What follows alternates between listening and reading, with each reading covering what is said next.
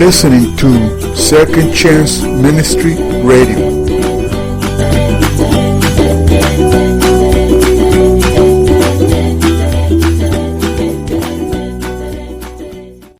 Step into the picture.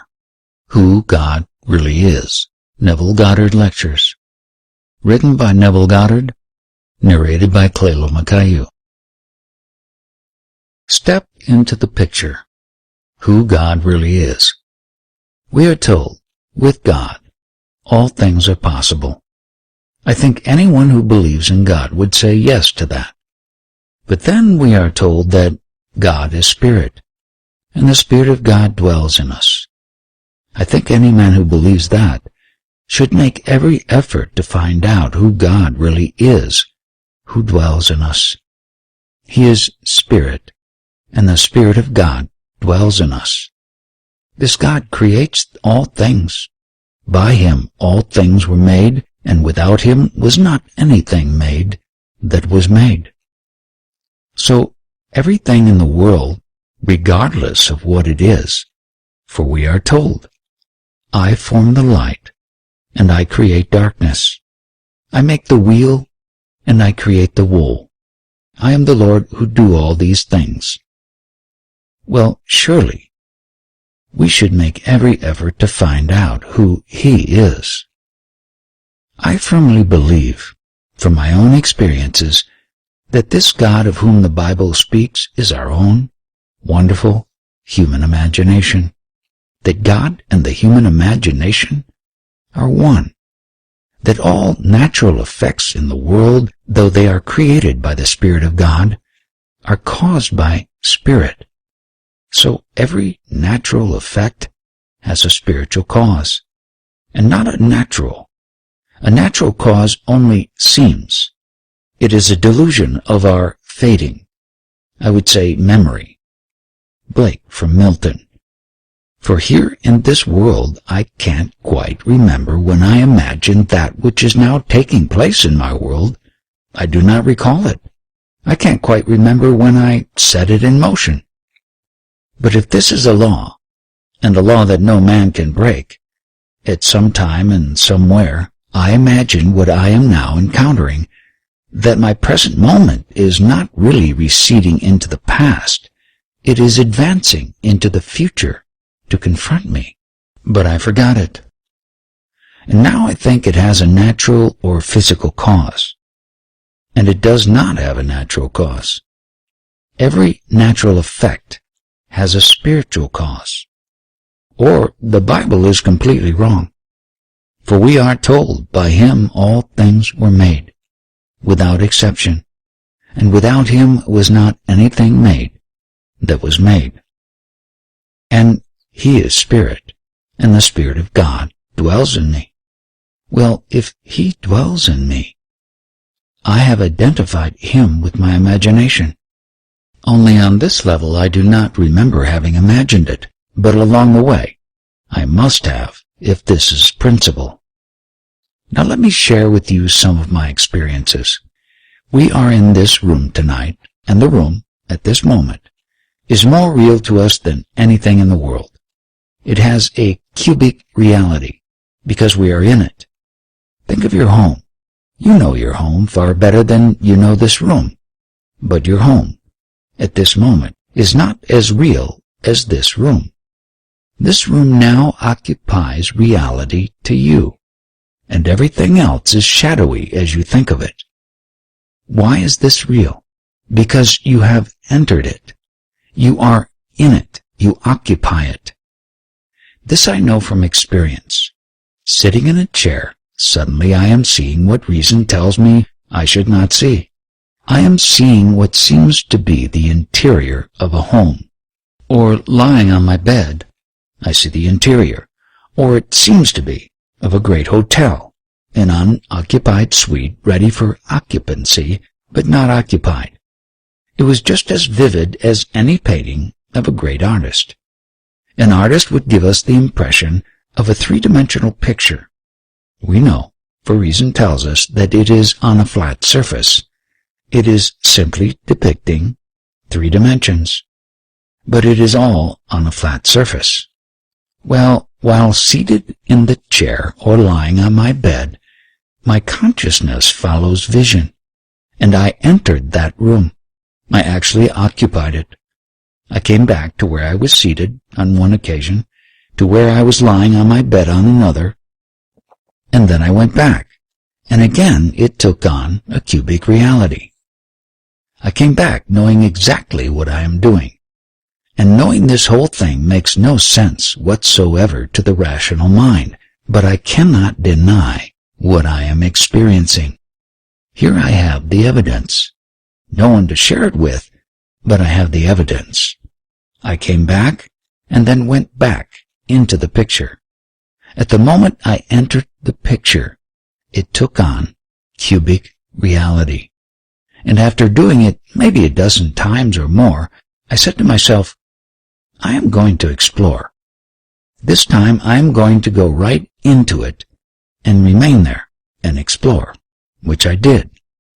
So I stepped into the picture, and as it closed around me, from my bed it seemed to be 30 by 20, but when I stepped into it, determined this time to keep going regardless of consequences, it closed around me, a third of what it seemed to be as I looked at it from the bed. So 30 by 20 became 10 by 7. I found it to be a dressing room. A dressing room of a huge, wonderful suite ready for occupancy. No one was in it. I am the only occupant now. I came out by opening up a door. I didn't go through it by some vapor. I actually opened the door, and to myself I was solidly real, just like the man who is talking to you now. My hand could open a door, and the door was solid, and it was real, and I went through the door. I entered the corridor. It was a nice wide corridor, dimly lit. At the end of the corridor, intersecting it, was a brilliantly lit corridor. I walked down to the very end, and when I got to the end, here's this luminous, wonderful corridor. I saw two ladies coming down the corridor. I knew exactly what I was doing. I knew how it began. It began by seeing what seemed to me just a vision, like a painting. I knew that I'd left my bed, my consciousness following vision, and entered the painting. And the painting took on cubic reality. I knew it, so I call that a dream. Knowing it began as a dream, I said to myself, it has still to be a dream, but I am dreaming now, awake. I am not dreaming, sleeping. I am fully awake, and it is a dream. And I said to the ladies as they came by, ladies, this is all a dream. They did exactly what any nice ladies would do, a stranger standing in a corridor and saying to them, this whole thing is a dream. They thought they were looking at a madman. So they got as far removed from me as they could and got right next to the wall. But the wall was as solidly real as that wall behind you. They couldn't go through it any more than I could. While looking at them, and they are frightened to death, they walked quickly by. And then I saw something hanging like a chandelier. It reminded me of an object that I had seen about 6 months before in a friend's home, and he said to me, you can hardly tell that this thing is suspended. If you look closely, there is an almost invisible thread that connects it to the ceiling. So I looked, and I did see that very little thin thread connecting this to the ceiling. Then I was convinced. Well, it is a dream. This is a memory image of what I saw in my friend's home. So again I said to the ladies, look, this must be all gossamer. But as I held it, it was solidly real. It was just as solid as this piece of paper I'm holding. That surprised me. They kept on moving, and they moved rapidly towards the end, and here I am, holding this thing in my hand. I took my hand off, and I said to myself, now you know it began as a dream, Neville, and this still has to be a dream. All things run true to origins, and the origin of this experience of yours was a dream. So this must be a dream. But it is not a dream. I am just as awake as I am now talking to you. as I was talking to those ladies.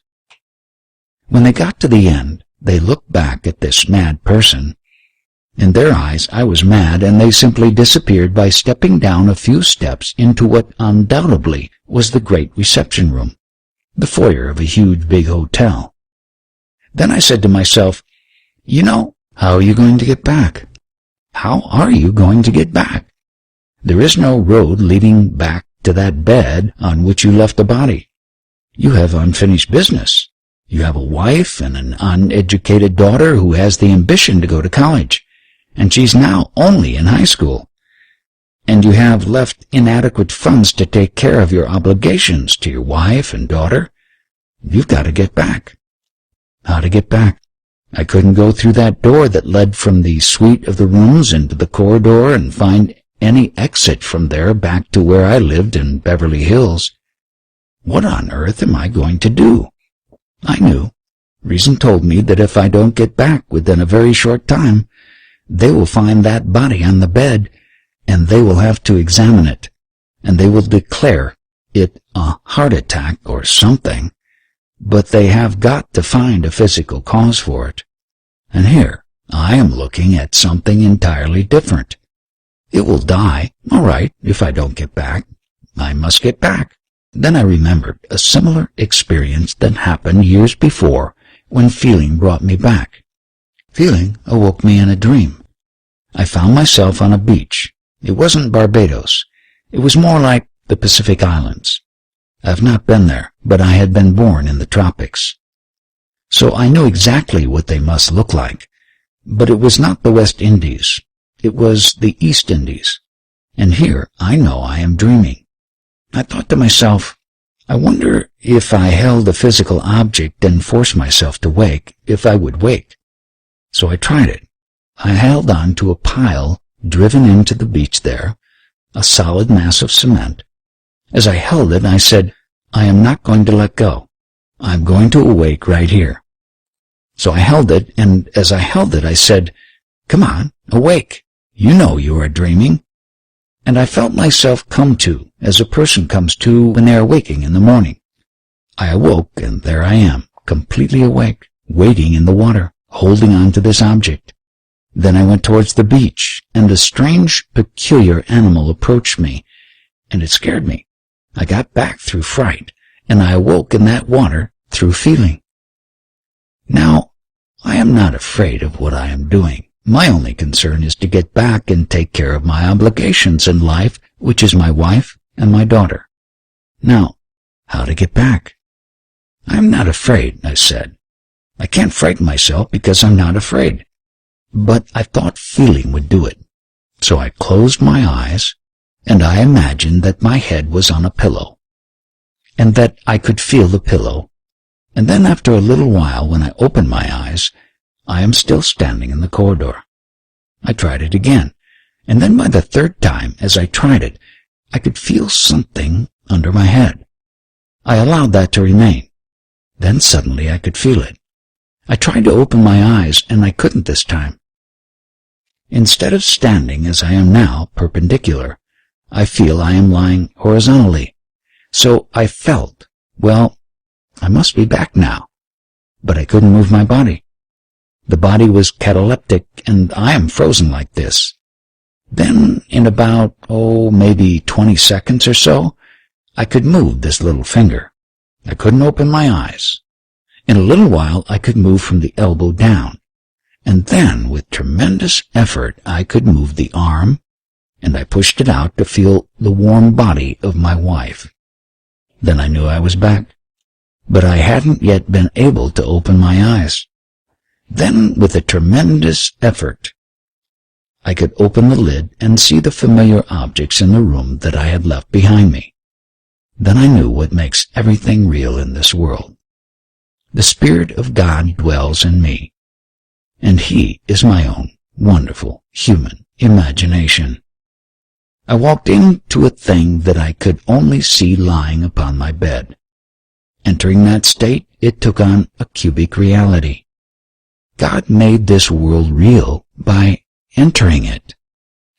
As we are told, He is not only translucent, I would say in a translucent manner, we are told he is above all. He is also through all, and he is in all. If he is through all, he is omnipresent. If he is in all, he is immanent. Then I am told, he dwells in me. He is in me. He is in you. He is in everyone. Am I now confined to this little place here at the podium? I am not. I proved that night. I have proved it unnumbered times since. I am not actually confined to where this body is. I dwell in it, and he who dwells in it is the Spirit of God, and the Spirit of God is my imagination. I have proven to my own satisfaction that my imagination can travel. I don't have to stand there and think of my home. I can stand here and penetrate my home, leaving the body here as I did on the bed, and penetrating the home becomes a cubic reality, as it will tonight when I take this body home and enter my door. The house is a cubic reality. But must I wait until I get home tonight in this body to give it that? Can I not now, knowing who God is spirit, and he is now encased in this little garment of flesh. But he is spirit, and I have discovered he is my own wonderful human imagination. So when man dies, he cannot die. Only the garment that he wears can die. But that being that he really is all imagination. And as he enters, wherever he enters, it takes on cubic reality. That I have proven. The immortal you cannot die. It did not begin. So when you leave this world because you are all imagination, the very moment that you depart, you are in some state. But you being there, you give it cubic reality. That world is just as real as this world. It's terrestrial, just as this world is, and no one in this world can die. Everything dwells in your own wonderful human imagination. The purpose now is to awaken that being in you, so he is fully conscious at all times. That is the purpose of life. He who came down and took upon himself the weaknesses and the limitations of this garment and confined himself to it is destined to awaken while he walks this earth. And by this earth I mean this earth to the senses, but it does not end where my senses cease to register it. It doesn't terminate at the point called death, because the being in it goes on, and he is still in the world. But his entrance into that state gives it a cubic reality, just like this room now because we are in it. Now we come down to a practical use of this law, because this is so. Your dream now is shadowy. You would like to be other than what you are. I think everyone does in this world. It's a form of growing, and we grow and we outgrow. So you would like to be it. But to those who are not in their dream, it's shadowy, a mere possibility. But to those who enter into the dream, it seems the only substance. A man who is now poor and embarrassed because of his poverty, he can still dream, and the dream of wealth, dream of security. But it's a shadowy state. It is something that seems to him almost impossible if he is going to use reason. You will say, how is this thing possible? Because I have no background, either intellectually or financially or socially, to even hope to achieve that sort of thing. But if he knows who he really is, the Spirit of God who creates all things dwells in him, and that he can detach that indwelling being from the body that he wears and actually enter his dream, the dream will take on reality. And if he persists in it, it will objectify itself in this world. I know that from many problems that I have had. When I was told that I could not do this or I could not do that, having remembered experiences that were all mystical, I applied them to practical things, and they work just as well in the practical state. I entered into my dream. It was a dream. When I was in the Army, I couldn't get out, but I wanted to get out, and I wanted to get out honorably. I did not wish to be dishonorably discharged. I wanted to go through this world as a very honest, I would say clean, wholesome American citizen, and not when asked the question, were you ever in the Army? And then say, were you honorably discharged, and have to say, no, I was dishonorably discharged. I didn't want that on my record, so I would not run away from the Army. I wanted out of it, and to get out of it before the end of the war, and to get out of it honorably. So I took the same lesson that I had learned, and I applied it to that. So while in the Army, I assumed that I am in my home in New York City, 2,000 miles away. I was in Camp Pope, Louisiana, and I had an apartment in New York City in Washington Square. So going to bed physically at Camp Pope, I went to bed in imagination in my home in New York City. Not there on furlough, not there on some little escape, but there honorably discharged.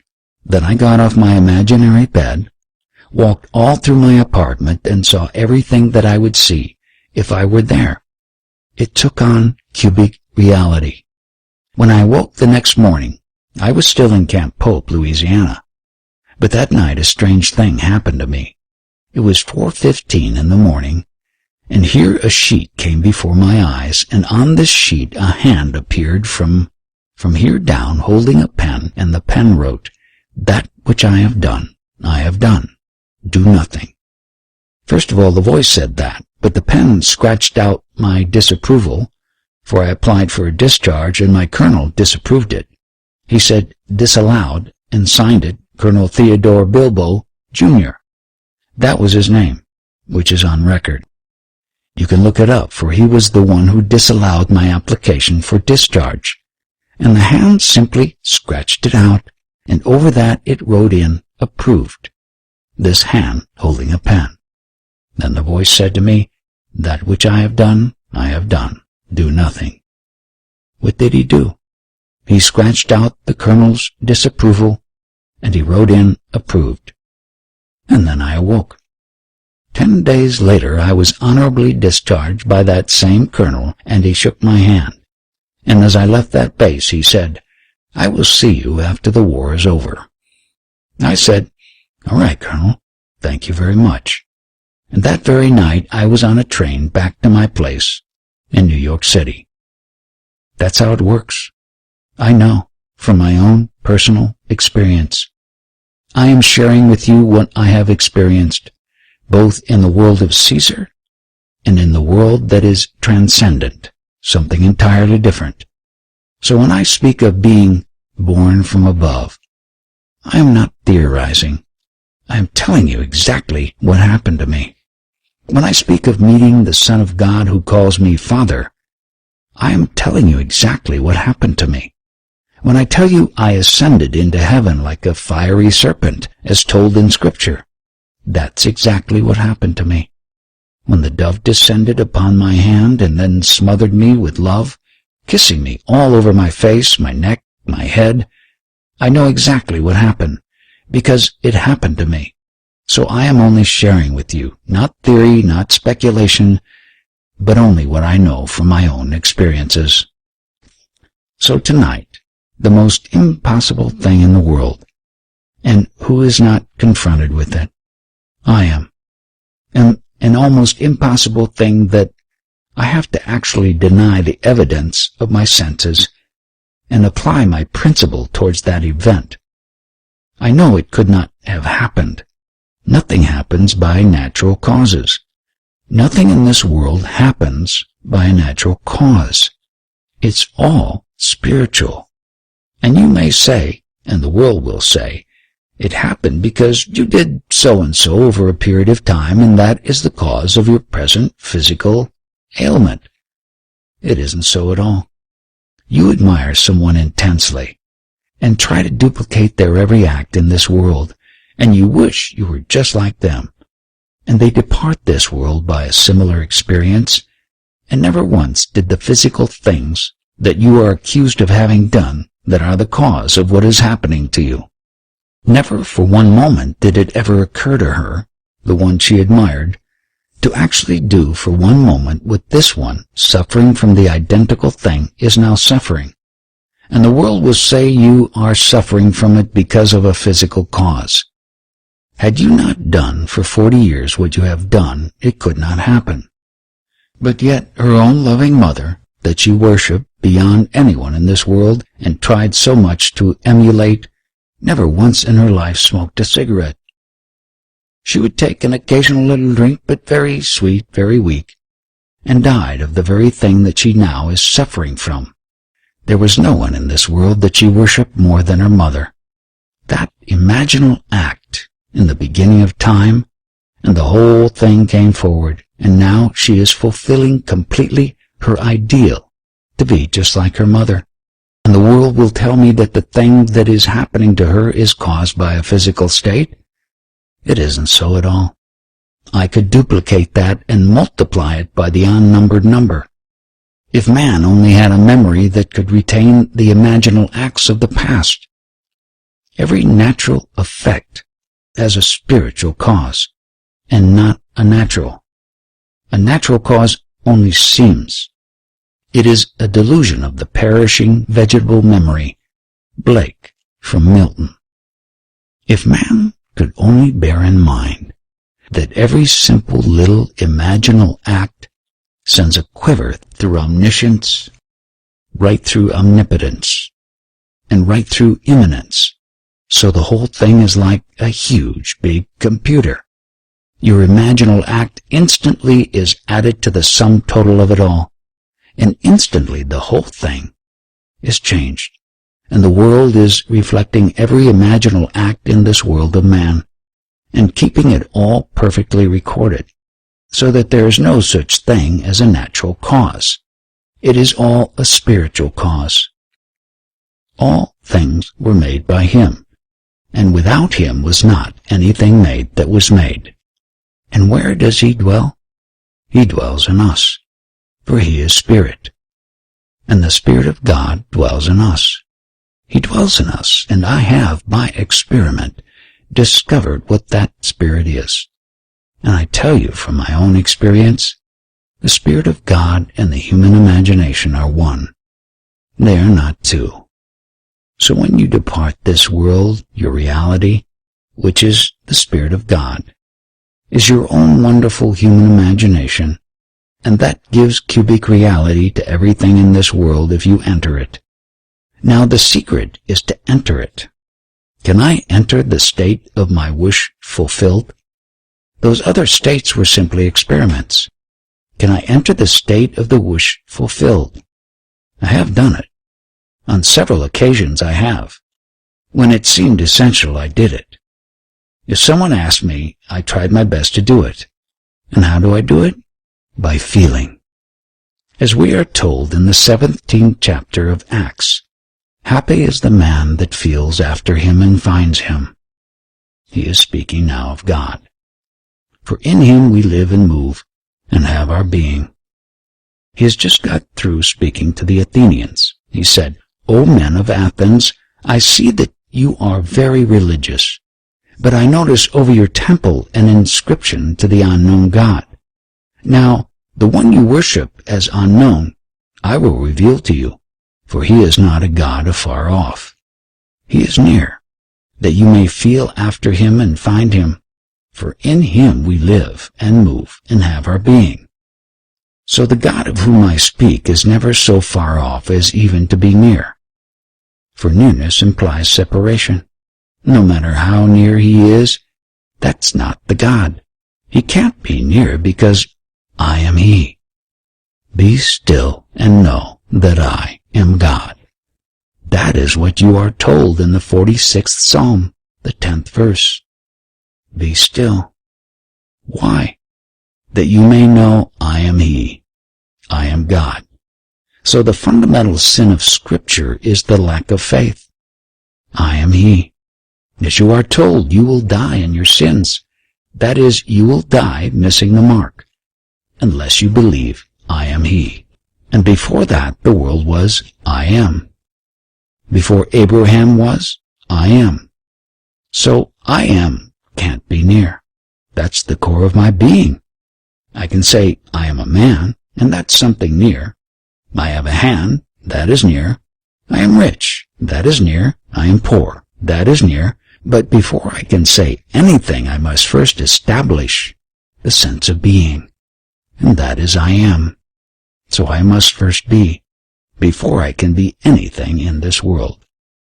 And so the lack of faith in that reality is the fundamental sin. So here I share with you what I have discovered.